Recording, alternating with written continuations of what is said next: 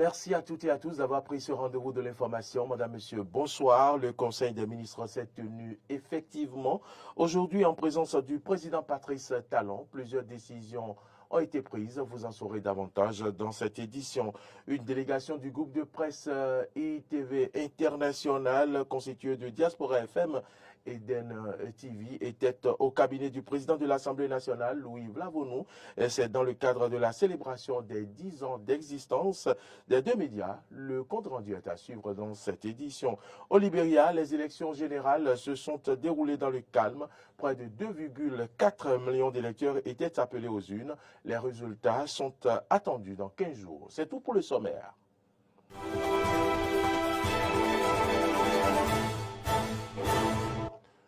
Madame, Monsieur, bienvenue. Comme je l'annonçais en titre, les travaux du Conseil des ministres se sont déroulés aujourd'hui sous la conduite de Patrice Talon, président de la République. Plusieurs décisions ont été prises. Suivez ici le compte rendu de Wilfried Léandre Ngoudi. Il est porte-parole du gouvernement et secrétaire général adjoint. Au chapitre des mesures normatives, déclaration d'utilité publique des propriétés privées situées dans le périmètre du projet d'aménagement et de bitumage de la route des pêches phase 2, tronçon à Dunka, porte du Nord-Retour, y compris ses bretelles A et C, à Dunka Kukukoji et porte du Nord-Retour Djonji, puis paiement des indemnités dues aux personnes affectées par les travaux. Les travaux de construction de cette infrastructure routière se déroulent conformément au chronogramme établi. Mais il se fait que les limites des voies frappent de servitude de reculement plusieurs domaines, bâtiments et sites de toute nature. C'est ainsi que 728 personnes affectées ont été recensées avec divers biens, dont 271 habitations, du foncier non bâti, des plantes à valeur économique, des périmètres de culture, de même que des patrimoines culturels. Pour ne pas retarder la poursuite diligente du chantier, il y a lieu de procéder à la libération des emprises. À cet effet, le Conseil a adopté le décret portant déclaration d'utilité publique des aires concernées. En conséquence, il a été autorisé l'indemnisation des personnes impactées par le projet, conformément au texte en vigueur. Au titre des autres mesures normatives, ont été adoptés les décrets portant attribution, organisation et fonctionnement du ministère des Affaires étrangères, puis transmission à l'Assemblée nationale pour autorisation de ratification de la constitution de la Commission africaine de l'aviation civile, adoptée à Dakar le 16 décembre 2019, et de l'instrument d'amendement de l'article 10.4 de la Constitution de la Commission africaine de l'aviation civile de 2009. Au titre des rencontres et manifestations internationales, il a été autorisé la participation du Bénin à la 6e édition de la Semaine africaine de la microfinance du 16 au 29 octobre 2023 à Lomé, au Togo, l'organisation du 12 au 14 octobre 2023 du 2e congrès des soins palliatifs et de la 3e journée mondiale des soins palliatifs, ainsi que la tenue au Bénin du 29 octobre au 2 novembre 2023 des réunions statutaires 2023 de l'Organisation des producteurs de pétrole africains. En bref, le président Patrice Talon a procédé hier à la nomination d'un nouveau ministre des Sports en remplacement de Oswald Omeki et Benoît Marcel Dato. C'est son nom, âgé de 49 ans et originaire de Diakotomé, dans le département du Koufo. Il est titulaire d'un bac G2 obtenu au lycée technique Koulibaly de Cotonou. Il a étudié les sciences économiques à l'université d'Abomey-Calavi. Il a occupé de hautes fonctions dans des institutions financières, conseil technique aux réformes portuaires du ministre de l'économie et des finances. Je l'annonçais en titre, une délégation du groupe de presse international ITV a été reçue en audience au cabinet du président de l'Assemblée nationale à Porte-Novo. Une rencontre qui s'inscrit dans le cadre de la célébration des 10 ans d'existence des deux médias, Eden TV et Diaspora FM. Suivez le compte rendu. Conduite par Donklama Balo, directeur général du groupe de presse d'NTV Diaspora FM, cette délégation est allée informer le président de l'Assemblée nationale, Louis Vlavonou, de la célébration des 10 ans du groupe de presse international ITV et par la même occasion demander son accompagnement. Nous avons rencontré le président de l'Assemblée nationale qui a bien voulu déjà nous recevoir et nous lui en sommes reconnaissants pour cela, parce que nous avons adressé des courriers à la plupart des présidents d'institutions, mais il est le tout premier déjà à nous recevoir dans ce cadre. Les célébrations vont se tenir du 24 au 26 novembre prochain. Et il était important pour nous donc de venir voir le président de l'Assemblée pour l'en informer déjà et évidemment solliciter son soutien dans ce cadre. Les échanges se sont bien passés. Le président de l'Assemblée nous a écoutés, nous a entendus, nous a compris. Alors au-delà d'une audience formelle, ce fut également l'occasion de discuter de beaucoup d'autres sujets, mais de manière principale sur le sujet qui nous a conduit ici. Le président de l'Assemblée nationale nous a donc donné sa parole pour ce qui est du soutien qu'il pourrait donc apporter à ces festivités-là. Et on s'est donné rendez-vous pour les 3 prochains jours pour voir la concrétisation de tout ceci. Le président du comité d'organisation, la personne de Ahmed Arekpa, a profité de l'occasion pour dévoiler les activités prévues pour la célébration des 10 ans du groupe de presse. C'est 3 jours de célébration, c'est du 24 au 26 novembre.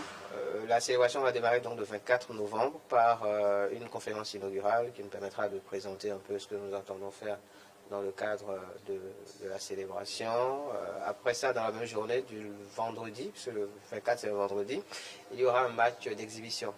Un match d'exhibition au détour duquel l'équipe du groupe de presse, de football, je précise, va donc être opposée à une équipe des journalistes de notre giron, à savoir Abomey Calavi, l'association des journalistes d'Abomey Calavi. Donc, l'équipe de la maison sera opposée à cette équipe-là, évidemment, pour se challenger. Et tout ça, ça rentre dans le cadre de ces festivités-là.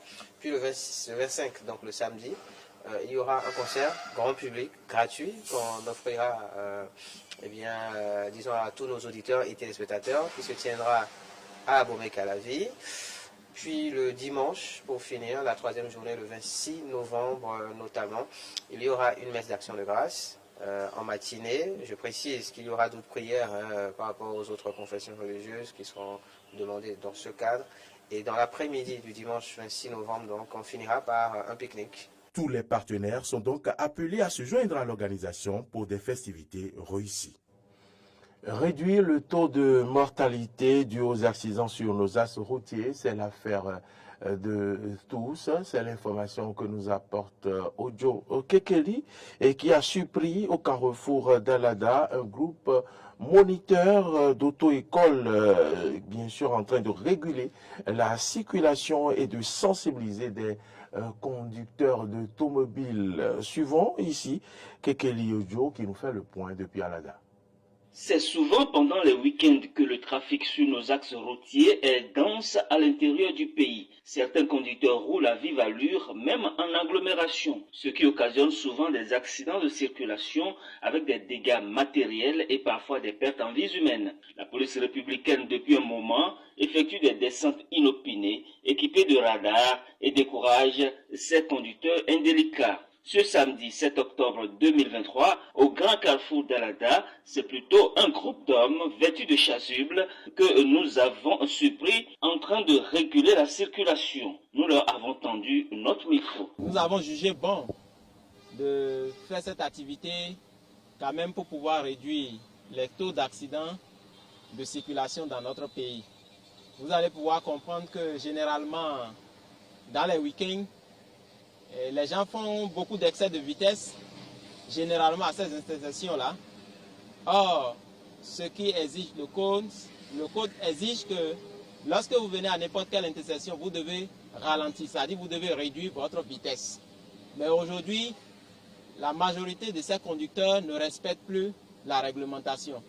Donc, on a jugé bon venir calmer un peu les ardeurs, casser un peu les allures et réguler la circulation centrale la circulation au niveau de l'intersection centrale d'Alada. On a mené une activité qui concerne un peu la régulation de la circulation dans le grand carrefour de la commune d'Alada. Effectivement. Parce qu'il a été constaté que c'est une intersection très sensible.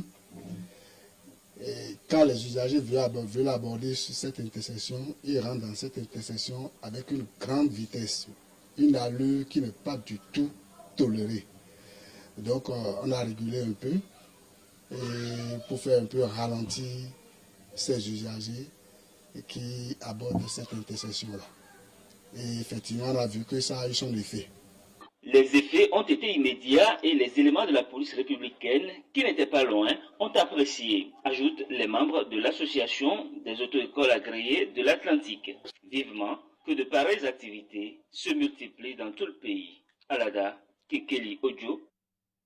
Hors de nos frontières à présent, près de 2,4 millions d'électeurs étaient appelés aux urnes hier au Libéria pour élire notamment leur président. Le scrutin a débuté dans la matinée et ça s'est annoncé serré. Le président sortant George Weah fait face entre autres à l'ancien vice-président Joseph Boakai.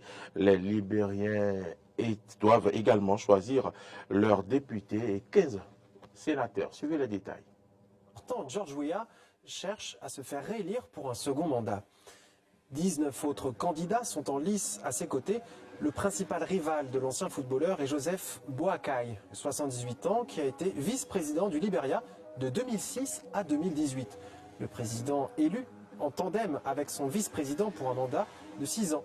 Les résultats définitifs seront annoncés par la commission électorale dans les 15 prochains jours. Les élections législatives, dont 46 partis sont en lice, permettront quant à elles de réélire la Chambre des représentants et la moitié du Sénat. Écoutons l'avis des habitants. Nous voulons qu'ils fassent quelque chose pour notre quartier. Nous avons des problèmes avec l'eau. Il n'y a pas d'électricité, pas d'eau et l'évacuation des eaux dès qu'il y a une petite pluie. Toutes nos maisons sont remplies d'eau. Donc si Weah reste au pouvoir, nous voulons qu'il nous aide à résoudre ces problèmes. En particulier l'évacuation des eaux parce que quand il pleut, elles se répandent partout et s'infiltrent dans les maisons. Ce n'est pas normal parce que la population du 4e district dépasse les 100 000 habitants. Nous avons donc besoin d'au moins une école secondaire publique si on ne peut pas en avoir 2, voire même 3. Mais jusqu'à présent, nous n'en avons aucune. La seule école publique dans notre district est l'école Marvisoni et elle ne va que jusqu'à la 9e année. Je pense que le président Weah, après avoir accédé au pouvoir, s'est retrouvé face à de nombreux défis. Nous avons ensuite été confrontés au coronavirus. Le virus était là depuis 2 ans. En 4 ans, le président a donc fait des progrès perceptibles. De toute ma vie, depuis que je suis né, ce que le président Weah a fait pour ce pays, aucun président ne l'avait jamais fait auparavant. La visite d'Emmanuel Macron en Allemagne s'est achevée. Le président français y a rencontré le chancelier Scholz. Les deux hommes ont annoncé, entre autres, un compromis d'ici la fin du mois sur la réforme du marché de l'électricité en Europe. Un dossier sur lequel la France et l'Allemagne s'opposent. Les explications avec la correspondante de RT en France. Le couple franco-allemand bat de l'aile. Pour tenter de se rabibocher, Emmanuel Macron et Olaf Scholz se sont réunis à Hambourg pour ce qu'ils appellent une retraite stratégique. Il faut dire qu'entre Paris et Berlin, les désaccords sont nombreux, que ce soit sur la politique énergétique, industrielle ou encore de défense. La France et l'Allemagne forment un couple très important pour l'Europe. Comme dans beaucoup de couples, il y a parfois des points de vue différents sur une question ou sur une autre, mais il est possible de développer un point de vue commun. Dessiner ensemble un avenir commun pour nos deux pays et pour l'Europe. Notre couple, notre tandem, ce moteur de l'Europe dont on parle souvent, c'est celui qui permet en effet de faire avancer les choses et beaucoup de sujets structurants, et je crois que c'est ce que nous avons, c'est la responsabilité qui est la nôtre et dont nous avons pleinement conscience et qui nous a animés durant ces 2 journées de travail avec nos ministres et nos équipes. L'Union européenne est mise à rude épreuve. Elle doit faire face à une immigration massive, à une transition vers une économie neutre en carbone, au conflit en Ukraine, à un changement dans ses relations avec son principal partenaire commercial qui est la Chine et au conflit israélo-palestinien qui est de retour sur le devant de la scène. Mais le principal point de discorde entre la France et l'Allemagne concerne l'électricité. Il faut dire que la France est productrice d'électricité, c'est-à-dire qu'elle est autosuffisante et pourtant la France est l'un des pays de l'Union européenne où l'électricité est la plus chère. Pourquoi? Eh bien parce que c'est Bruxelles qui dicte le prix de l'électricité en France. Il est indexé sur le prix du gaz, sur demande notamment de Berlin. Alors c'est un dispositif qui rend service à l'Allemagne et à son industrie, mais pas aux Français qui en paient le prix fort. Nous avons longuement, et nos ministres et nos équipes, parlé de la question de l'énergie. Nous avons un défi de court terme qui est notre compétitivité énergétique. Et nous avons aussi à bâtir un modèle qui nous permettra d'aller vers la neutralité carbone en 2050, en partant de modèles nationaux qui sont extrêmement différents. C'est le sens même de la construction européenne et de notre histoire. À cet égard, nous avons eu des discussions approfondies, très encourageantes, et nous avons acté de pouvoir travailler ensemble, nos équipes et nos ministres, dans les semaines à venir, pour chercher à conclure, d'ici la fin du mois, un accord nécessaire. L'Allemagne et d'autres pays de l'Union européenne font pression pour des règles plus strictes sur le soutien public des prix de l'électricité, ce qui nuirait forcément à l'industrie française. Alors les deux gouvernements, français et allemand, minimisent leurs divergences en public, mais il y a incontestablement de l'eau dans le gaz entre Paris et Berlin. C'est ici, madame, monsieur, que se referme ce journal. Merci de votre fidélité et surtout, merci de l'avoir suivi. L'information, vous le savez, continue sur nos différentes plateformes, YouTube, Facebook, Twitter et sur notre site internet www.benin-eden.tv. Mais vous pouvez également nous suivre en téléchargeant notre application sur Play Store ou App Store. Bonne suite de le programme. À toutes et à tous. Bonsoir.